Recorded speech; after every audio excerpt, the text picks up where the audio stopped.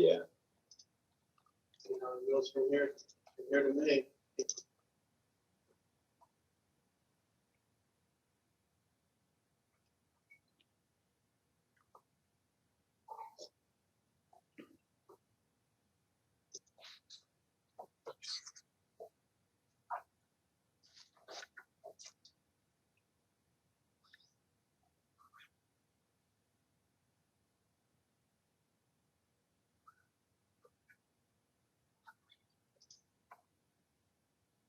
Looks like we have everybody. Okay. Evening. Well, welcome to the March 2nd Los Banos City Council meeting. March 2nd, 2022. The City Hall chambers remain closed to the public in accordance with Assembly Bill 361. All members of the City Council and City staff will join the meeting via phone, video conference, and no teleconference locations are required. An audio video broadcast City Council meeting can be accessed in real time from your computer, tablet, or your smartphone at the following links. You can watch it on cable Comcast 96, YouTube at the city's YouTube channel. Participate in the Zoom meeting, go to the city's website and grab the Zoom link, or you can dial in. How to comment during a public meeting. If you would like to submit written documents, you can submit them by email to the city clerk at losbanos.org or drop them off at City Hall, 520 J Street. If you're a Zoom video conference participant, to comment by Zoom video conference, click the raise your hand button to request to speak when public comment is being taken on an eligible agenda item. You will then be unmuted during your turn and allowed to make public comments. After the allotted time, you will then be remuted. If you're a phone participant, to comment by phone, please call on one of the above listed numbers, those numbers listed on the website. You will be prompted to raise your hand by pressing *9 to request to speak when the public comment is being taken on an eligible agenda item. You will then be unmuted during your turn and allowed to make public comments. Then press *6 to unmute yourself in order to speak. After the allotted time, you will then be remuted. All attendees shall be muted upon entry to the meeting. Please do not raise your hand if the item currently being heard is not the item you wish to speak on. We'll call for public testimony on each item individually. When the item you are interested in is called and public speakers are invited to raise their hands, you can raise yours and then we will call on you in the order that hands have been raised. You may, of course, speak on multiple items, but your comments during each item must address the item currently under discussion. Speakers attempting to speak about items other than the item currently under consideration will be muted and asked to wait for the item they're here to speak about when called. If there is any disruption to the meeting, the live feed to YouTube and channel 86 will be paused for a short period of time. Once the disruption is corrected, the live feed will resume and the meeting will continue where it left off. Tonight, we have no invocation. And so we will go straight to the call to order, and we'll call the meeting to order at 6:04 p.m. Chief Breezy, would you please lead us in the Pledge of Allegiance? Yes, thank you, Mayor. I pledge allegiance to the flag of the United States of America and to the republic for which it stands, one nation, under God, indivisible, with liberty and justice for all. Thank you, Chief.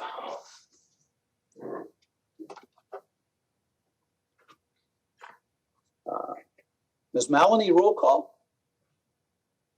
Jones, Present. Lambert, Here. Lewis, Councilmember Lewis, Here. Faria, Here. We got Councilmember Yamas.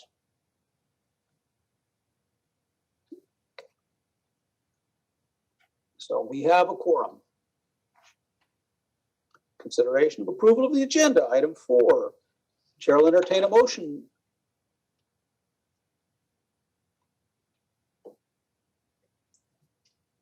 Mr. Mayor, Councilmember Lewis, I'd like to make a motion to approve the agenda as submitted.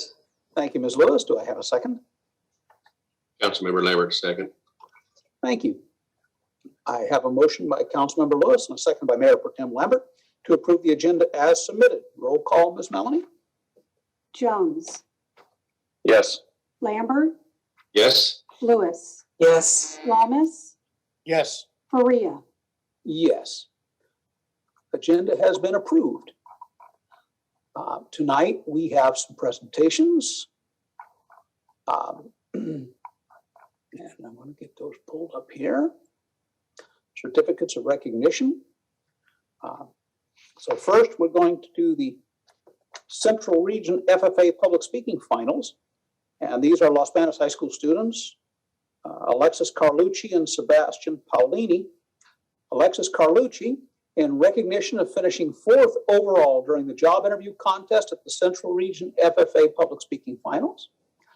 And Sebastian Paolini, in recognition of your participation and performance of speaking the FFA Creed at the Central Region FFA Public Speaking Finals. And would either of you like to say a few words? Is Alexis here? I see Sebastian. Okay. Lexi got hung up a little bit, Mayor. Okay. Sebastian, would you like to say a few words? I just would like to say that my time in Creed was amazing. Mr. McCullough made it really fun for everyone. I really enjoyed doing it, and it was just a great experience. Wonderful. Congratulations on your hard work. And then next, we have Pacheco High School students, Brian Nevarez and Jimmy Perkins. And do we have both of them with us tonight? Or have either of them with us tonight? All right. I don't see them. We got the links out to everybody. So here for Brian Nevarez. These students have been selected and signed into college soccer. And this is Brian Nevarez is out in recognition of your outstanding sportsmanship and for being signed to play college soccer for San Jose State University. And Jimmy Perkins in recognition of your outstanding sportsmanship and for being signed to play college soccer for Western Oregon University. These are great achievements. We're always pleased to point them out. Our young people are doing great things, and we're happy to recognize them. We thank you. You will be the ones one day sitting in these seats. These young people will be the future leaders, and it looks like we're going to be handing them forward into some good hands. All right. Thank you. Thank you for joining. Mr. McCullough, I see you're here. Would you like to say a few words? First off, thank you very much, Mayor, for taking the time to recognize our students, both at the Los Banos High School and Pacheco High School. We're all very fortunate that with the as things are changing and we're starting to get out of COVID, we're in person where mandates are changing to open opportunity for our students that all of us in education are very proud and happy to be marching forward with our kids and seeing their great accomplishments. Both Pacheco and Los Banos have students excelling in a multitude of different areas and showing the dynamics of our community. So we really appreciate you taking the time to bring our students here. As we know, people are just running and charging and excited to be places. We're seeing record attendance at different events because they're just excited to be out and participate in our community. So thank you so much. We appreciate your time, and we welcome anybody to come. And if they ever want to see our facilities or see what we're doing with kids or see the things that they got their hands on, we encourage any of you to come and just take the time and visit. We'd love to have you. Thank you. Thank you, Mr. McCullough. FFA not only it teaches so many things, ag and plus so much else. Parliamentary procedure, speech, all these skills, food preparation, which you do so well in your lab over there. All right. Thanks again. And we will move on now to item 6, the public forum. Members of the public may address the city council members on any item of public interest that is within the jurisdiction of the city council. This includes agenda and non-agenda items. No action will be taken on non-agenda items. Speakers are limited to a 5-minute presentation. Detailed guidelines on how to participate and make comments are listed on pages 1 and 2 of the agenda. Comments received prior to the meeting will be read into the record at the appropriate time during the city council meeting. So first we'll go to Ms. Maloney to see if any comments have come in. I have received one comment Okay, to be read into the record. please. It goes as follows. I can't be on Zoom for this meeting since I'm at an open meeting with the Vital Volunteers. I'm asking again to open our meetings, and any council member that doesn't want to wear a mask be provided a screen where that person can participate in the meeting. Thank you, Kathy Ballard. And that's the only comment I received. Very good, thank you. Looking out, I see one hand raised. Sandra Benetti.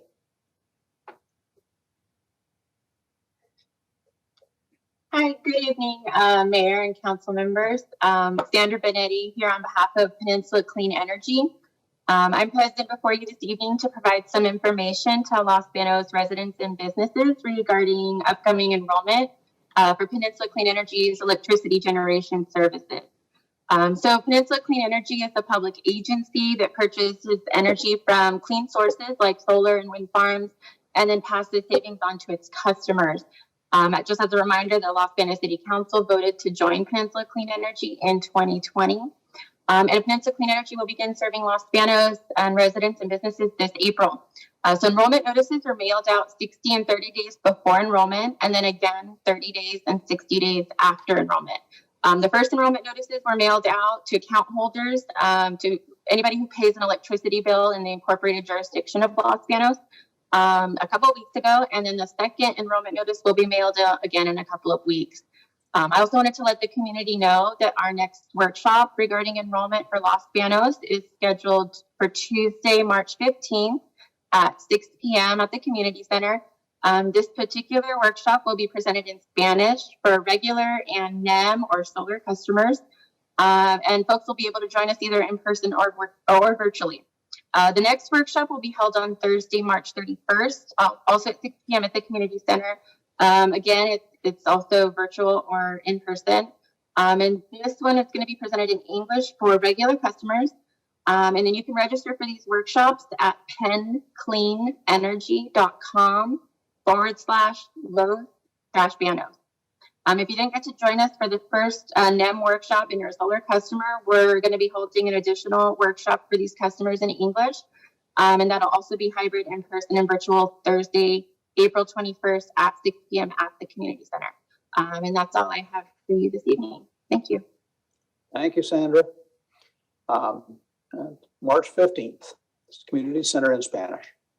And next I see Scott Waite. Thank you, Chairman. I'm here with First 5 Merced County. We are an organization that provides services through or via tobacco tax to children 0 to 5 in the county. And I'm here today to inform the council about an upcoming event we have. On April 2nd, we will be holding a Week of the Young Child celebration.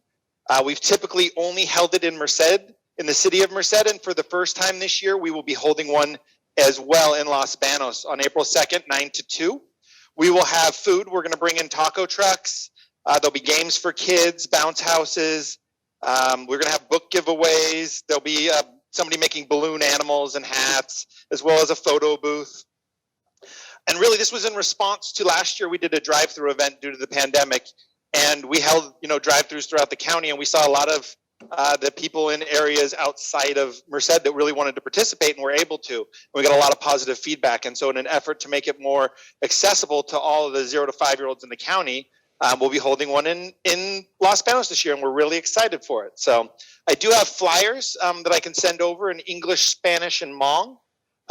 Would I send those to the clerk if anyone is interested? Yes, please. Perfect. I will follow up this meeting with that then. Outstanding. Wonderful. Thank you for bringing it to Los Banos. I have grandchildren in that age group, so it's pretty exciting. And I teach for a living, and I've taught children of all ages. So anything we can do for these children, I'm pleased to see the first 5. Okay, let me move on. I think I have all the public comment, the public forum. Now we go to the consent agenda. Items on the consent agenda are considered to be routine and will be voted on in one motion unless removed from the consent agenda by a city council member. And for that, we go to Ms. Maloney. Items on the consent agenda are as follows. Warrant numbers 231068 through 231264 in the amount of $638,581.77. Minutes for the City Council meeting of January 19th, 2022. Minutes for the City Council meeting of February 2nd, 2022. Minutes for the City Council meeting of February 16th, 2022. City Council Resolution number 6465, reauthorizing remote teleconference meetings of the legislative bodies of the City of Los Banos pursuant to the provisions of AB 361. City Council Resolution number 6466, declaring real property owned by the city located at 644/646 I Street, Los Banos, APN 025-201-010 as surplus land designated for future development, finding that such declaration is exempt from environmental review under the California Environmental Quality Act and taking related actions pursuant to Government Code Section 54221. City Council Resolution number 6467, declaring real property owned by the city located at 1329 Frank Street in Dos Palace, APN 012-104-017 as surplus land and not necessary for the city's use, finding that such declaration is exempt from environmental review under the California Environmental Quality Act, and taking related actions pursuant to Government Code Section 54221. And the items are to be approved as submitted. Thank you. We'll go through council to see if anyone would like to pull any items for discussion or vote. Mr. Jones? No items, Mayor. Thank you. Mr. Lambert? Can we just pull section E just for update and discussion? E for discussion. Thank you. Ms. Lewis? No items, Mr. Mayor. Thank you. And Mr. Yamas? No items, Mr. Mayor. Thank you. Thank you.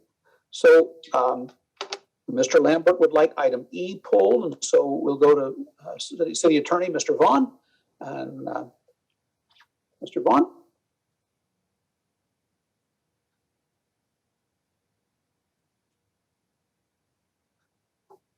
You there?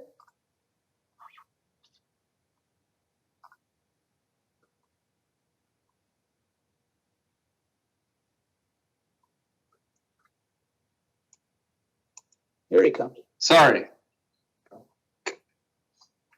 all right. So item A is AB 361, which allows public agencies to continue to meet virtually in the format that you're meeting tonight. By adopting this resolution, it will allow you to do this for another 30 days.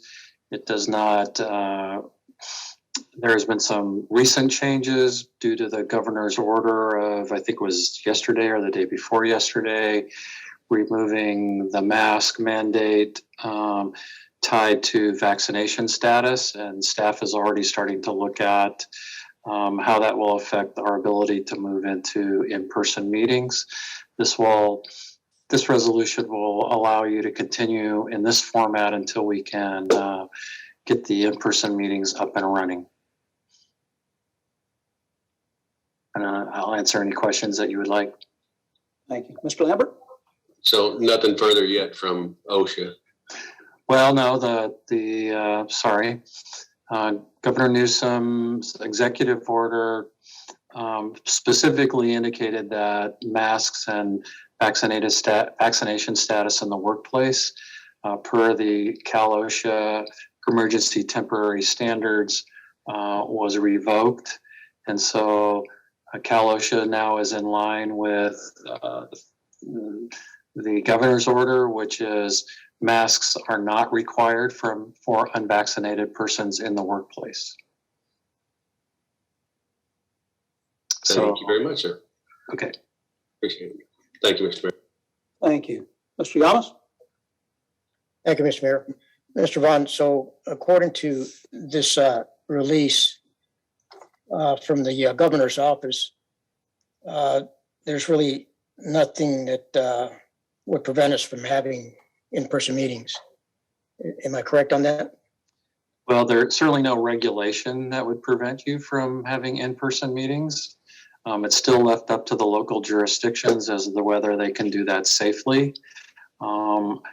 It's such a new change. I can't tell you how many local jurisdictions are transitioning into in-person, but it certainly removes that issue of wearing masks tagged to your vaccination status, which makes it easier at this point to meet in the chambers, which is considered a workplace, pursuant to the governor's latest order. Very good. Thank you very much. Thank you, Mr. Mayor. Thank you. And I am in support of reauthorizing this just to keep that option open while we pursue our procedures for getting back in person, because I sure would like to get back in person as soon as possible. The public wants to be in our chambers with us. And if we can do it all possible and do that safely and properly, then I'm looking forward to doing that. But once again, I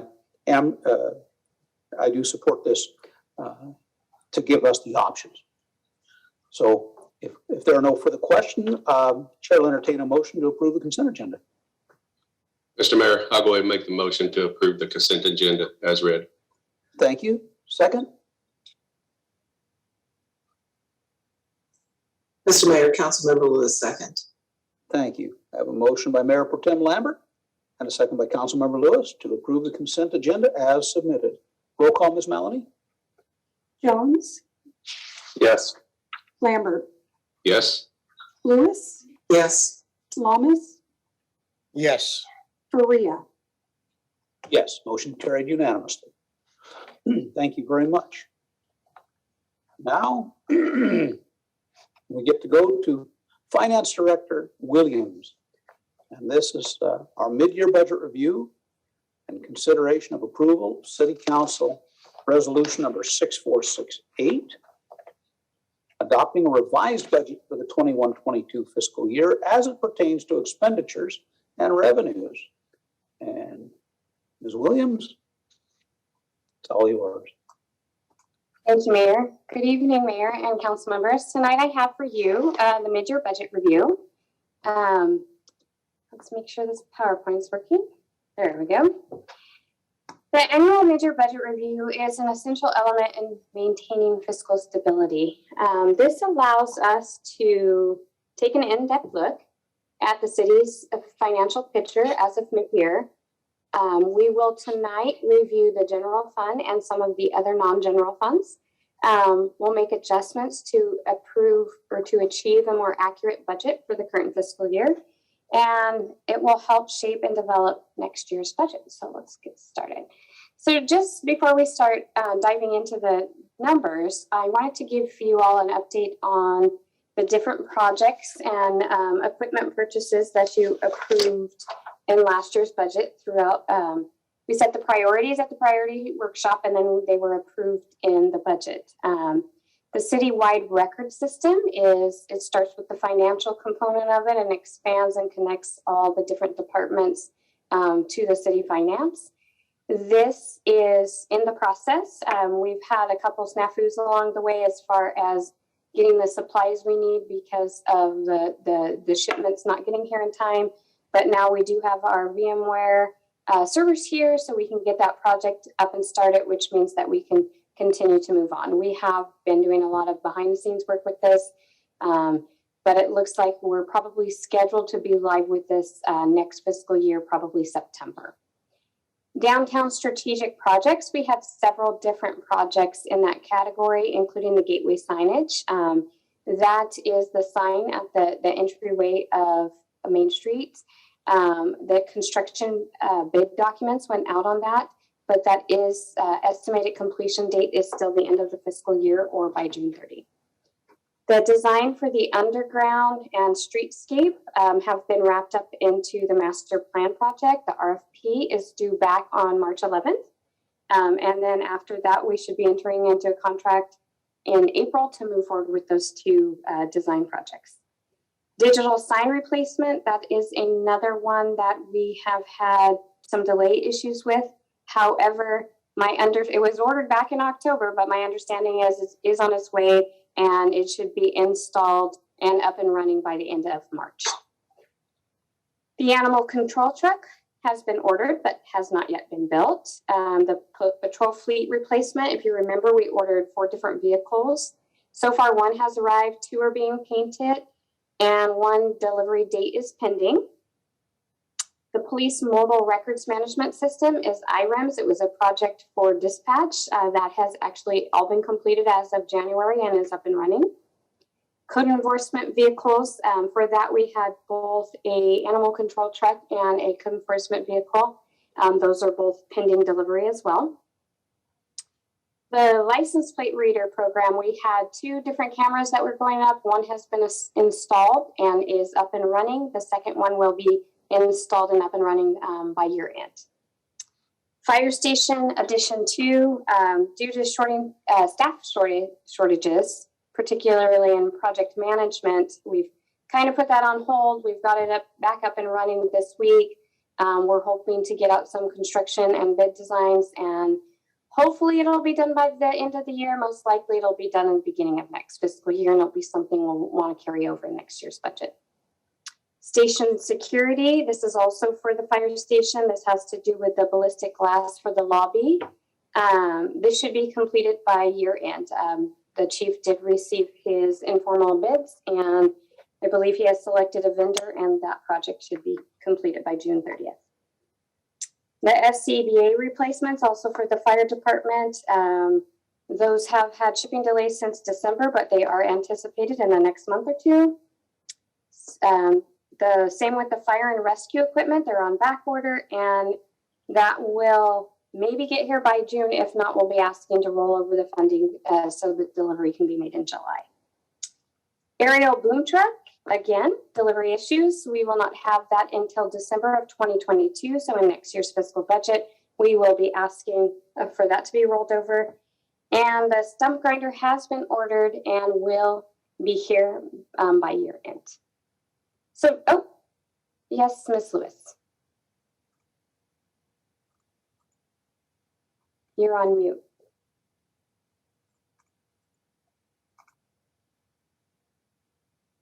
I'm sorry, Mrs. Lewis, you're on mute. I'm sorry, yes. For public information, could you explain what Scba replacement is? Sorry, I missed your hand. Mason, are you on? Can you help me out with that one? I don't exactly remember what it stands for. I'm sure I have it in my notes. Yeah, that refers to our self-contained breathing apparatuses, the air bottles that we wear in the IDLH, the hazard environments of smoke and gas environments. In the last three years, we've been replacing our SCBAs that we purchased back in 05 and 06 from Measure P funding.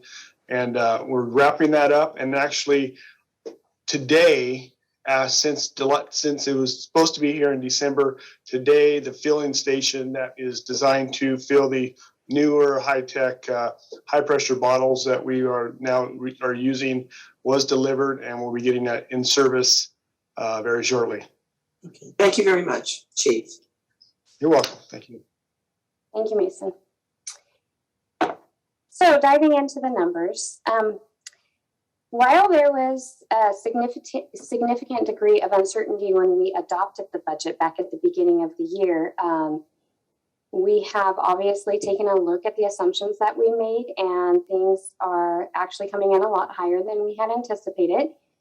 That is due to a little bit of COVID recovery, being able to open programs and projects that we hadn't in the past.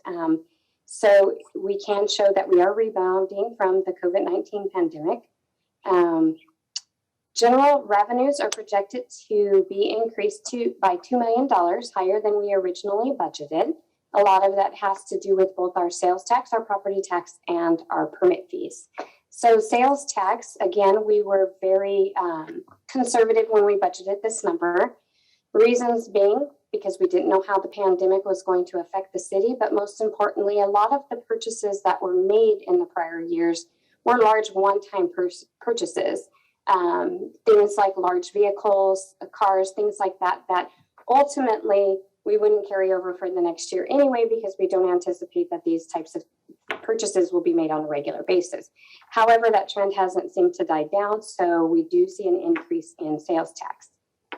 Even though we're at 50% and we should be at 50% for the year, technically, sales tax is behind 2 months, if you remember. So we've only collected, as of December, we have only collected sales tax through October. So when you look at this 39%, that's still higher than anticipated.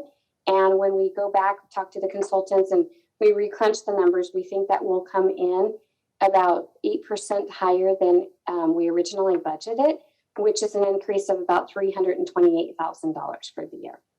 Same with Measure H, because it is a sales tax, the same thing applies.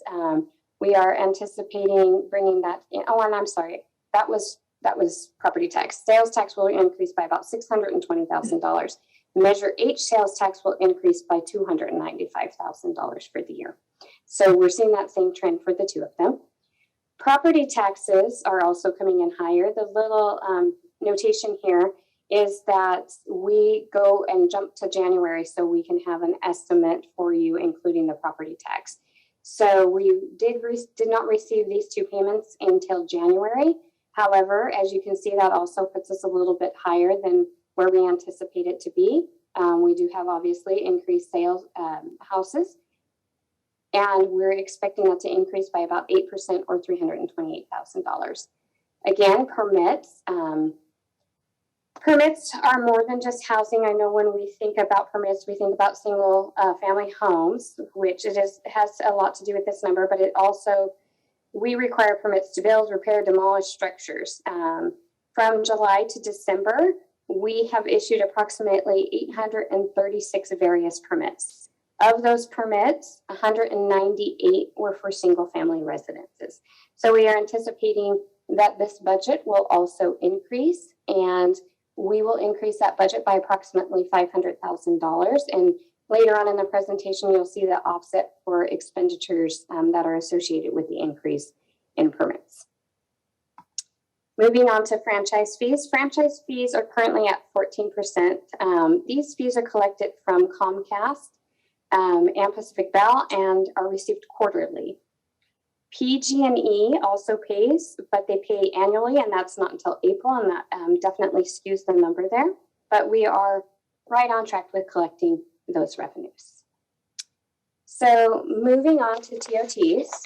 For transient occupancy tax, that's a rate of 10% of the hotel lodging fee. We saw a large decrease in this due to COVID. So again, we budgeted conservatively, but it is coming in a lot higher than we had originally anticipated.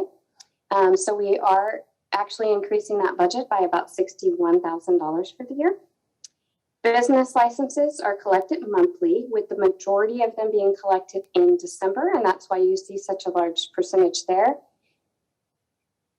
Documentary stamp tax, that is a fee that is received for the transfer of property. So anytime there's an increase in property sales and you transfer the property, we get a fee for that. So that one's a little bit hard to estimate, but we feel like it is going to come in a little bit higher than we originally anticipated, and are increasing the budget by approximately $45,000. And then recreational programs. This one is exciting for us because we were very conservative when we built the budget out, because we weren't sure the impacts that COVID would have to this budget. For a year and a half, we had no recreation programs at all, and we didn't know how people would feel about coming back to those programs. So again, we were very conservative. We see that coming in a lot higher than anticipated, because we still have all the spring and summer programs. So we are looking to increase that as well by, I lost my little number here, sorry about that. So we are looking to increase recreation programs. And I'm so sorry, but I can't seem to see where I put it here. I have the rentals. Well, I'll come back to that number as soon as I locate it, but we are looking to increase that number as well. We're at 68%. And like I said, we still have the remainder of the programs. The other revenues are the smaller revenues that we lump together. Those are coming in on track with the exception of strike team, fire team. We've talked about this in the past. We budget that very conservatively. We don't anticipate that we have to go out on strike team. So we budget about $10,000 on an annual basis. This year it came in a little bit over $70,000. So we are increasing there.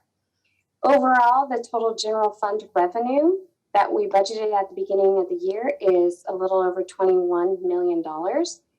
Year to date, what we have collected so far is a little over $11 million, which brings us to 52% collected for the year, which is right on track. So moving on to general fund expenditures, we're going to start with the administration budget.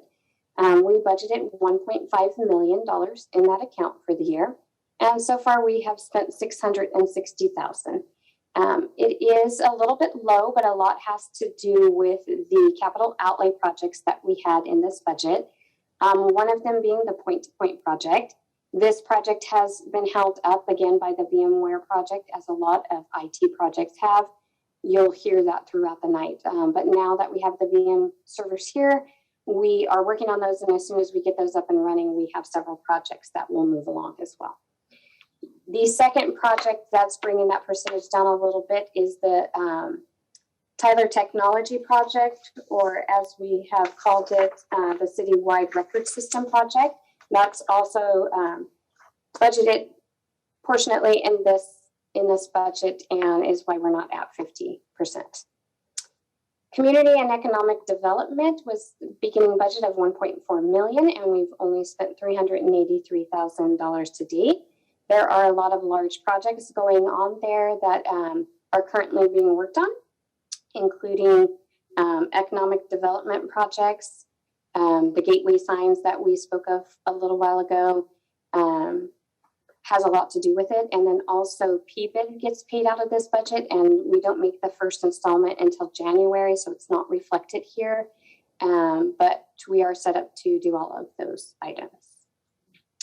The police department is coming in line really well. They're at 11 million budget and have spent 5 million to date. They're a little bit low on staffing, which is not uncommon for the police department. But again, they have major capital outlay projects. They have the vehicle, the 4 patrol vehicles that we spoke of, that will hopefully all be delivered by the end of the year.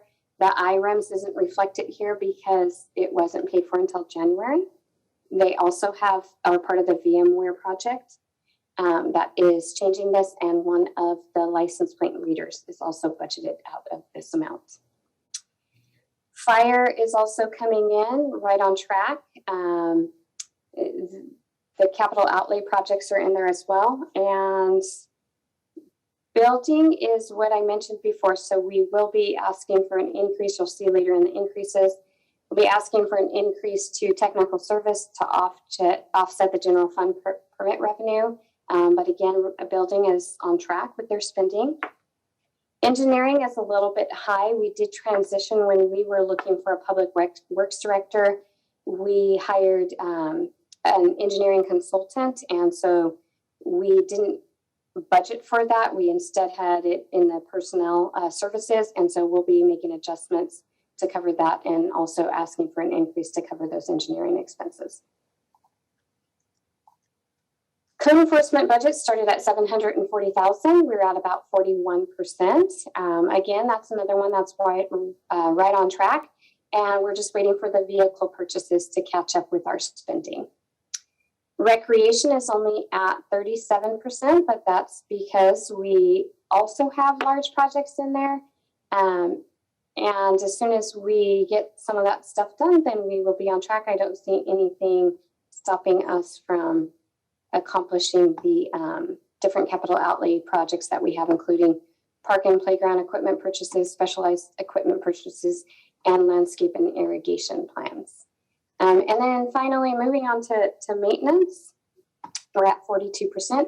Contingency, if you remember correctly, this is basically an emergency fund, and we have used that funding minimally. We did make a laptop purchase with it, and then the DLA title guarantees. We are paying out of that account, but we are being reimbursed by the DLA. So we are collecting revenues on those.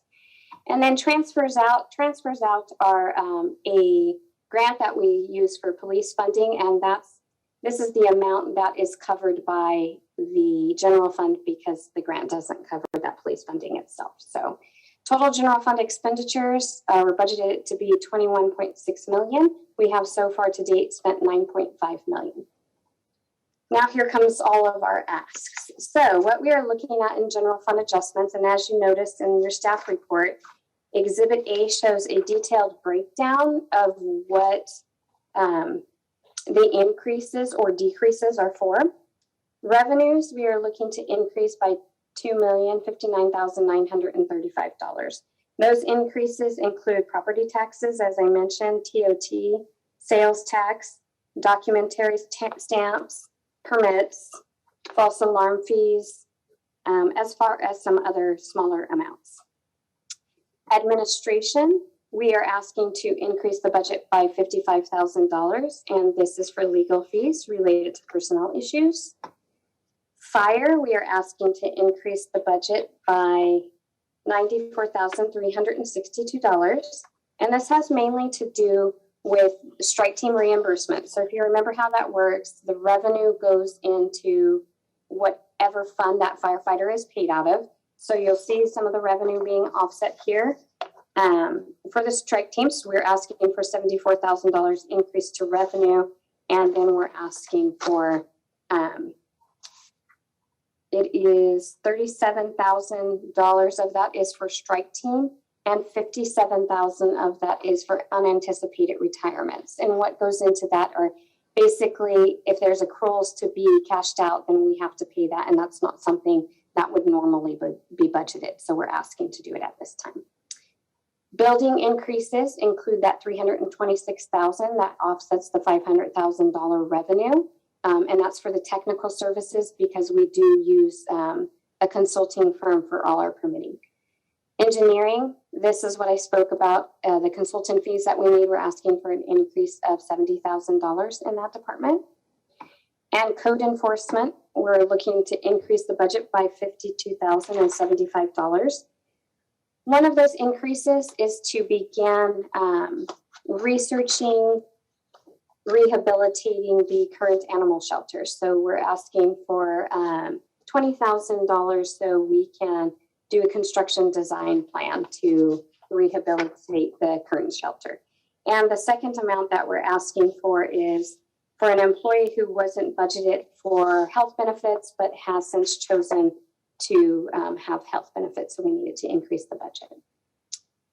That being said, this chart overall is telling us the budgeted revenue. So when we started the year with a budget of $21.4 million in revenues. We are asking tonight to increase that by $2 million, less the expenditures that we began the year with at $21.6 million. We are proposing an increase to expenditures of $611,614, which will leave us a general fund surplus for the year of $1.2 million.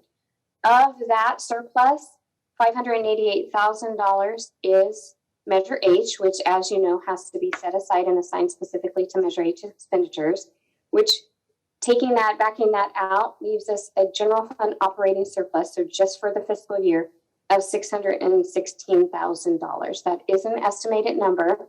However, it is one of the very few times that we have been in the blue without backing out all of our one-time projects. So this is very positive for the city to actually have a positive number without, and still being able to do all this, the infrastructure projects and equipment purchases that we planned in the beginning of the year. So moving on to Measure P, this is for police. We are looking for Measure P as well. As you know, this is also sales tax. So for sales tax are coming in higher for general fund, and the likeliness is that they are for Measure P and Measure H as well. As you know, Measure P funds 3 police officers, 1 CSO, 1 crime analyst, and half of a salary for an admin clerk. So as you can see there, personnel is at about 48% for the year, and operations are at about 71% for the year. And that's because of some of the purchases that we've made through Measure P early on in the year. But this fund is strong. This is the fund that we are using to pay for the police station. So that iBank loan that we have, that's about a $700,000 payment annually, will come out of Measure P once we start making those payments. Our fund balance is estimated to end the year at $5.2 million. So we are in line with where we need to be. Measure P for fire. Fire there are 3 engineers paid out of this account, 4 firefighters, and a half of an admin clerk. We're right at 53%. Operations are coming in strong as well. There are a couple of capital outlay projects which are making this number a little bit low. We did budget to have a burn room installed in the new training tower. However, at this time, we don't feel it is feasible because of the location. So that's something that we'll be bringing back to council in the future, but it will not be done at this time. Turnouts and also MDCs are budgeted in this account, and that's why you see a 0 number here, because we haven't had any of those payments come through yet. And again, this fund is estimating to end the year at a fund balance of $1.2 million. So again, it's a healthy fund, and the projects that we have planned can be completed. We do have a few adjustments in Measure P, and they are to fire, again, for strike team reimbursements and for retirements. So the strike team reimbursements as revenue is $63,000, and the overtime and benefits for those strike teams are at $63,000. Overtime and benefits for retirement. So again, this is cashing out and anything that we had to backfill positions because of the vacancies. We're asking for an increase of $48,000. And then supplies, and this was basically awards that were given to the personnel that had retired. So we're asking to increase the budget by $7,100. Enterprise funds, this is just a summary of our 4 enterprise funds. Revenues for water are coming in strong. Part of the reason why they are coming in so high, if you remember, a couple months back, we adjusted penalties to more accurately reflect what we should be collecting due to the high balances on the account because nobody had been paying. So we're a little bit over on those penalties. And that shows here in the 63% and also in new home water connections. Because we are building so many new homes, connection fees have increased, and you can see that impact here. Expenditures are at 27%, but don't be alarmed. A lot of the projects that we do happen in the spring and the summer because of the weather. So that's why that number is large. We do have, in the water fund, we have a land purchase. That land purchase is for the new well, if you remember correctly. I was told by Public Works that we will be postponing that over to next year. There's also the water master plan improvement plan that is being worked on. We budgeted about $1.8 million, and as of December 30th, we've only spent $45,000. We did have a truck to purchase, a 3/4 ton truck. It has been ordered, but will not be delivered until June 30th, so it's not reflecting here.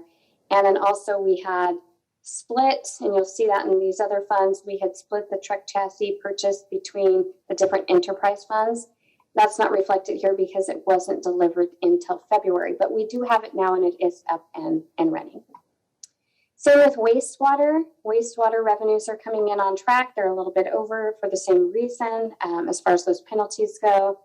And then expenditures, the same reason. We're just suffering a little bit on capital outlay. And again, some of it's because of the weather and the street and road improvements that we have budgeted in this account don't generally happen until spring and summer. And we are on track with those continuing on for the year. And then again, that truck that I spoke of is in this budget as well. Airport revenues are a little bit low. The reason why they're low is because we budget for a federal and a state grant, and those federal and state grants are contingent upon us doing the airport improvements. We haven't done the airport improvements, that's why we're at 24%. When we do the airport improvements, then we ask for the reimbursement from the state or federal grant funding. And so those match as long as the improvements haven't been completed. Solid waste, again, is coming in a little bit low, but that's just because we're working with a new contractor and we're a little bit slow on getting up and running on how we do the building or the billing and how we do the reimbursements and things like that. But we are on track now. Everything looks good. They're really easy and patient to work with. So they've been a godsend for the finance department. We're pleased to have them here and helping us out with the transition. In the expenditures department, we do have a large purchase for a street sweeper. It is in transit. It should arrive any day now, I'm told, by the Public Works Department. So we should be seeing that, and you'll see the new street sweeper operating on the streets. We do have a couple of small increases, and these adjustments, when we do the adjustments here, they are broken up across all water, sewer, and garbage. And so we are asking for professional services to be increased by $20,901 and gasoline and oil or fuel costs to be increased by $33,799. CFDs. So CFDs are for both police and fire. They're community facility districts. This revenue is assessed with our property taxes. So you'll see that star here again. This money wasn't collected until January of this year, but it is coming in a little bit higher than anticipated. So we're keeping an eye on that number. It's not too far off. It's about 5 to 6% higher than we anticipated. Other than that, the expenditures are right on track. We don't really have any large purchases in these accounts. These accounts basically are for personnel purposes only. That being said, as far as fire is concerned, we do have the strike team reimbursement again. $25,000 in revenue is coming in. $25,000 was paid for salary and benefits for strike teams. We do need an increase of $19,900 for retirement for salaries and benefits, and then also a $500 increase for awards, and that's for retirement awards as well. So this is the overall, we're back to the general fund now. This is the overall fund balance for the year. Instead of just the operating surplus for the year, this is where we plan to end the year. So our unrestricted fund balance began at $17 million. After we back out what we have to assign to measure H, which is $1.8 million, and we take all the revenues and expenditures into account that we discussed tonight, we estimate ending the year's fund balance at $15.8 million. As you know, 30% of that has to be set aside for reserves, which leaves our fund balance at $9.1 million. And just a little note, so 30%, when we look at this, we think 30% of our fund balance has to be set aside, but that is not how it works. It's actually 30% of our revenues. So the total revenues that we're bringing into the general fund are $22.2 million. It's 30% of that number that needs to be set aside to cover future expenditures. General fund expenditures. I'm sorry. And that leaves our estimated ending fund balance at $9 million for the year, which gives us a large reserve. We will be taking this amount into consideration when we're building the budget. We will be looking at the capital improvement plan and seeing what type of projects aren't currently funded and can be funded, whether they're large equipment purchases or infrastructure needs that we may have, and that what we can move forward with. That being said, we're also very cautious about the accelerated inflation happening, and we will be working with our different consultants and running numbers to see how it may affect our sales tax and any adjustments that we need to make there. Is something that we're very cautious about and something that we will be taking into full consideration when we are building next year's budget. And speaking of next year's budget, the budget schedule is budget instructions will be circulated on March 7th. This includes all the budget worksheets that goes out to each of the departments so they can begin building their budget. Those worksheets are due back to the finance department the week of March 30th. We hold meetings. We try to build the budget and put together, see where our number might end out internally in the finance department. And then we sit down and we talk to the different departments, and those meetings will happen the week of April 19th. And then we're hoping to have our study session with council May 24th, and then our public hearing would be June 15th. And I'd be happy to answer. I know I went through that kind of quickly. I did put very detailed information in the staff report. There are mid-year budget reviews for all the different funds that I went over. So I'd be happy to discuss any questions that anybody may have. Council, are there any questions? I'll look for hands raised. Wow. Excellent work, Ms. Williams. Whew. Mr. Pinheiro, you guys work on the budget and been very thorough. Things are looking good, and we're very, very pleased to see that we're in good financial shape. We're getting our facilities built and our services provided, expanding our recreation, and still putting money in the bank for the future. Thank you for your excellent stewardship. Thank you.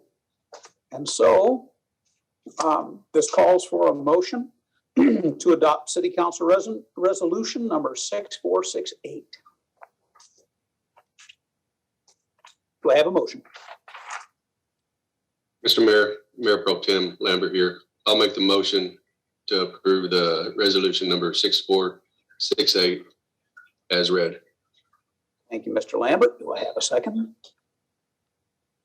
Mr. Mayor, Yamas, I'll second that. Thank you, Mr. Yamas. So I have a motion by Mayor Pro Tem Lambert and a second by Councilmember Yamas to approve City Council Resolution number 6468 as read. Ms. Maloney, roll call. Jones, Yes. Lambert, Yes. Lewis, Yes. Lamas, Yes. Faria. Yes, motion carried unanimously. Once again, excellent work. Thank you. Thank you. Moving on to the advisement of public notices. And for that, we go to Community and Economic Development Director Elms. We have 3 reports. How exciting. Yes, the first public hearing item will be for a mobile food vending permit. This would be located at 939 6th Street. This previous location had a mobile food vending unit, and due to COVID, they did not come back to vend. But this is a new vendor at a previously approved location. Next report is for a tentative parcel map for Legacy Realty and Development. They will be subdividing over 12 acres into 4 parcels. This is located on the northeast corner of Ward Road and Pacheco Boulevard, State Route 152. This particular item is exciting in that this parcel map will facilitate future development at that corner. And the last public hearing item is for a conditional use permit for a type 47 alcohol license. This is for Eddie's Cafe. They are located at 401 West Pacheco Boulevard, and this is to intensify their existing type 41 beer and wine only license to a type 47 for general alcohol. And that concludes my report. Thank you very much. And so a lot of exciting stuff going on. Watching those businesses develop. And that's what we like to see. Now we'll move to item 10, City Manager's Report. Excuse me, City Manager Pinheiro. Good evening, Mr. Mayor. No report tonight. Thank you. Thank you. Report update, Merced County Association of Governments, Peninsula Clean Energy and Measure B Committee. Peninsula Clean Energy, remind everyone of the March 15th in workshop in Spanish, 6 o'clock, I believe that is. And you can get more information. Once again, get all the information. And Los Banos is not mandating anyone to join Peninsula Clean Energy. You do have the option to opt out. But Peninsula Clean Energy does give us the option and it gives us that 5% discount on generation and gives us connection to clean energy. So we can help do our part to clean the air. And so that's going to be March 15th. MCAG and Measure V, staff were in the process of finalizing our project priorities to get up, and those will go in this week to MCAG for our transportation. Now we'll move to City Council member reports. Mr. Jones. Thank you, Mayor. No report tonight. Thank you. Mr. Lambert. Thank you, Mayor. I just want to say thank you to Sonia for a very well presented budget. I appreciate it. And that's all I have, Mayor. Very good. Thank you. And Ms. Lewis. Thank you, Mr. Mayor. I have a couple of things. And also, Mr. Mayor, thank you for bringing up the information about opting out of the Peninsula Clean Energy Program. I did receive a letter and I saw in the back of the terms and conditions the opt-out portion for customers who don't want to be in the program. The only thing that I'm concerned about, and perhaps you can look into it also with Mrs. Sandra Minetti to provide to the customers here in Los Banos, is what verification are they going to be receiving in the future to let them know that their opt-out request has been processed. Because they only give you 60 days from the date of notice to do that, and after that there's a fee charge.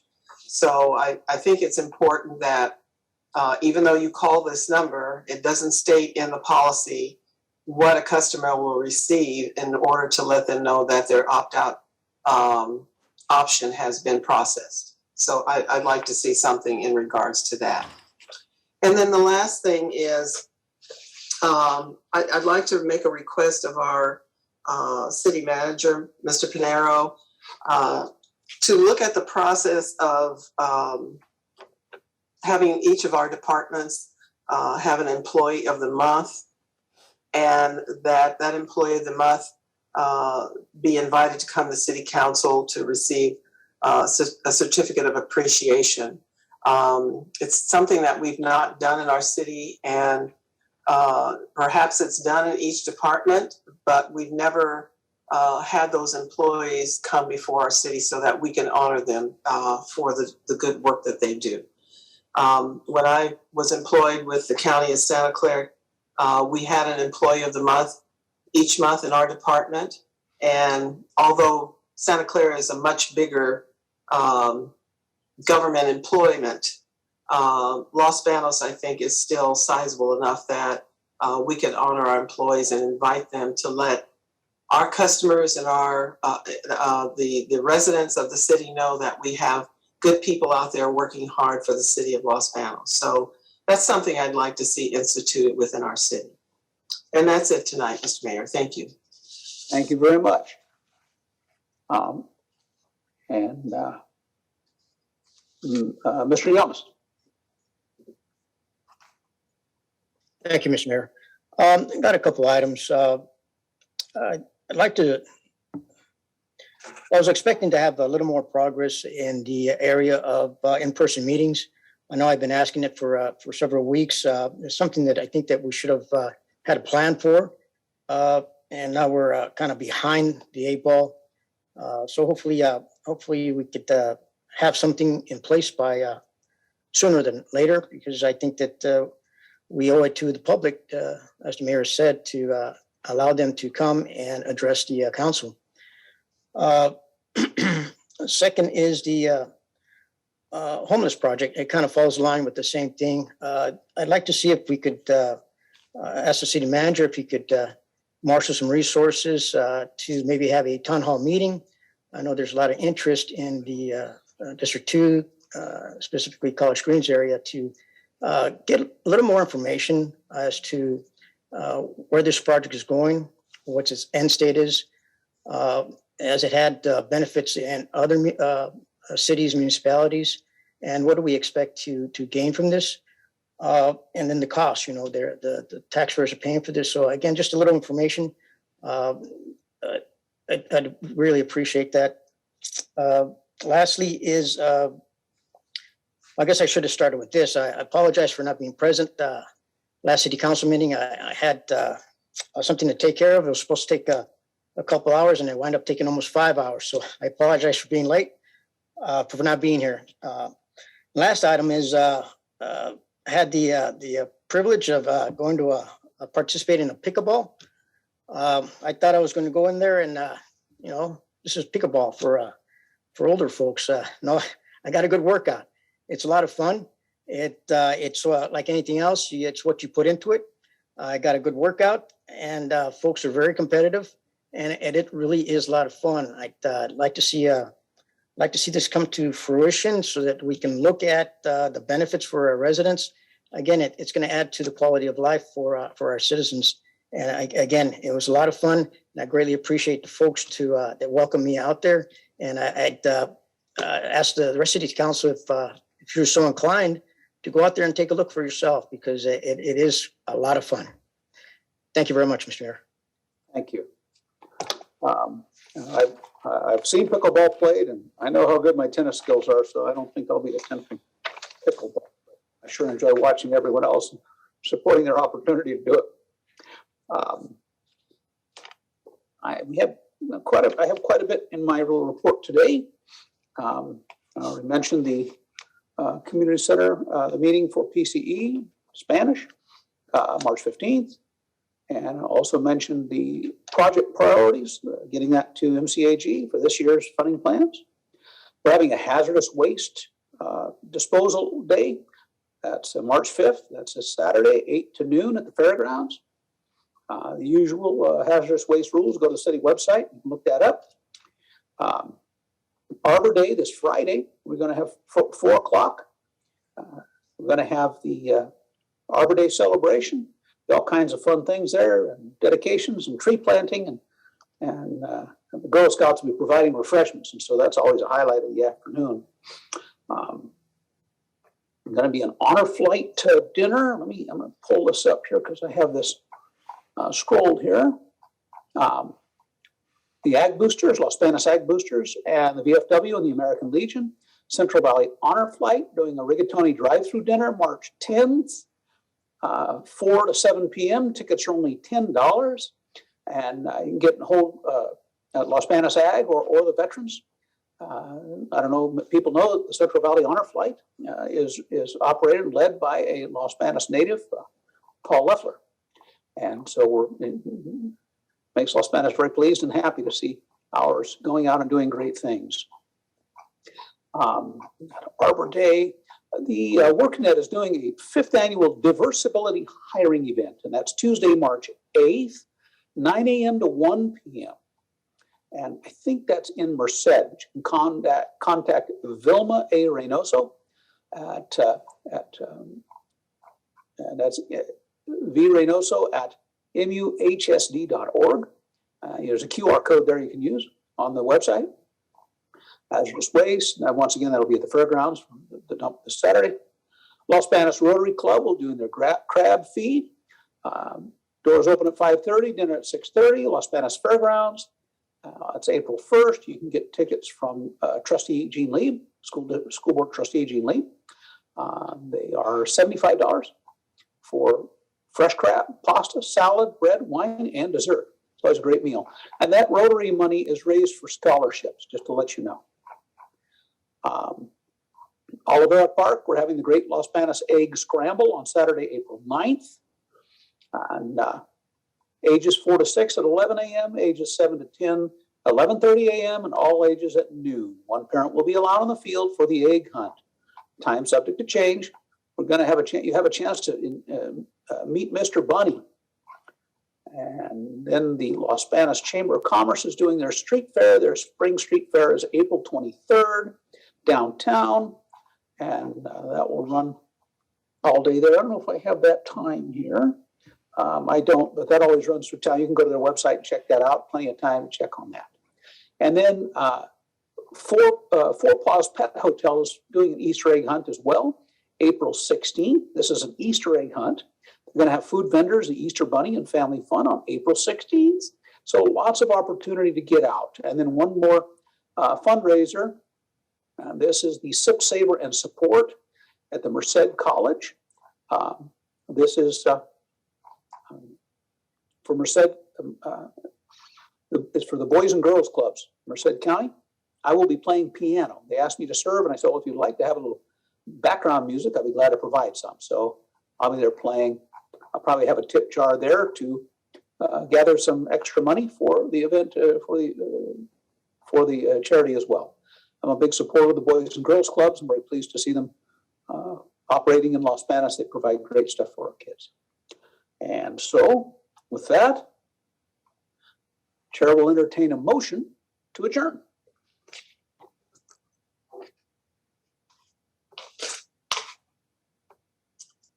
Mr. Mayor, Councilmember Lewis, so moved. Thank you. Do I have a second? Mr. Mayor Yamas, I'll second that. Thank you. I have a motion by Councilmember Lewis, second by Councilmember Yamas to adjourn. Roll call, Ms. Maloney. Jones, Yes. Lambert, Yes. Lewis, Yes. Lamas, Yes. Faria. Yes, meeting adjourned at 7:12 p.m. Thanks for joining. Bye-bye.